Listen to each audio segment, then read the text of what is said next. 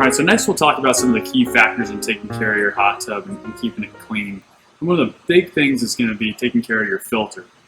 So we recommend about once a month removing your filter from the hot tub and spraying it out with the high pressure nozzle of your hose just to get the debris out of the pleats that are within the filter there.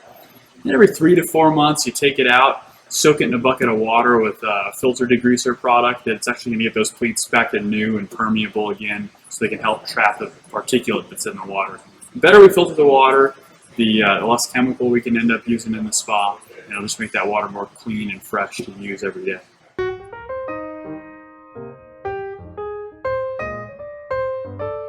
Okay, so we found a few key ways to take care of your hot tub so that it's enjoyable to use every day. In fact, your spa comes with a mineral cartridge. And this is something that goes in the filter area of your spa, and it has silver inside of it that helps inhibit the growth of bacteria naturally, which in turn helps you use less chemical in the hot tub. So by using that, it lasts 4 months and helps keep the water clean and pure without adding as much chemical to the water.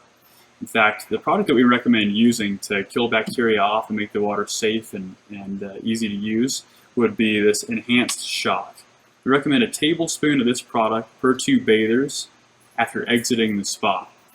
This takes any bacteria that we've introduced to the water and oxidizes it away immediately. The goal is that by the next time you use it, the next day, there's no sanitizer in the water, chemical, there's no bacteria, it's just fresh, clean water to bathe in again. Alright, one of the other key elements is going to be testing your spa water about once a week. And what we do is we swirl a test strip around in the water and get a judgment of where the color pads on that test strip match to the color on the bottle. Okay, so let's go ahead and test the water now. We take a test strip, swirl it around in the water for about 3 seconds, and then hold it up to the bottle like so. Each one of these pads corresponds with each one of these color lines. We want to get an idea of which color the pad matches on each one of those lines to then make our adjustments. There's an okay range down each one of these lines that we hope for it to match into, but it'll give us an idea of what we need to adjust. The first thing we'll talk about is maybe the alkalinity, and I'll give you an example of how to adjust that. If we're looking at the alkalinity line here, each one of these colors has a number above it, and those are all parts per million of the alkalinity that's in the water.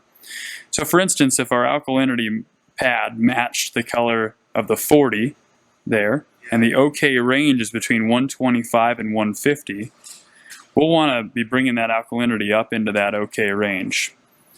If we just stab in the middle for, say, 140, between 40 and 140, we have a difference of 100 parts per million.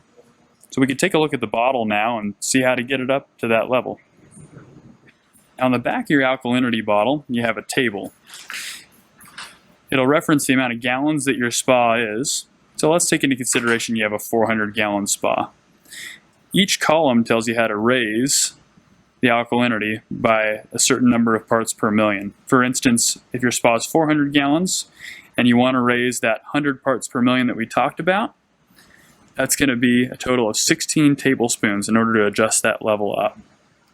Of course, you'd use the appropriate number of gallons to your hot tub and how many parts per million you need to raise your personal alkalinity in the hot tub.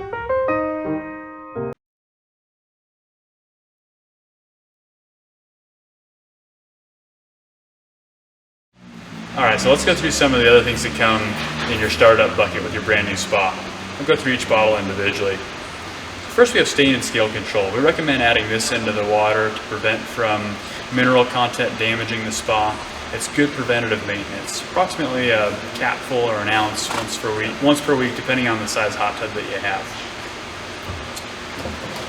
Next thing in here would be sodium dichloride. We recommend having this on hand in case you ever run into a situation where you get an influx of use out of the hot tub, extra people in and out. A situation that would be rare would be like cloudy water. This is going to be a little bit more aggressive in getting rid of any of that bacteria and getting the water back to clear again. Of course, by using that enhanced shock that we talked about, that's going to eliminate bacteria growth after you use the spa, and you shouldn't need to run into using this very often. Alkalinity increaser, we're going to test the water for and kind of get an idea if this is something that we need or not need. Periodically, you'll probably need to adjust alkalinity in the hot tub. Same with pH decreaser. This is the next product here that also would be something that we test for to see if we need to add it in.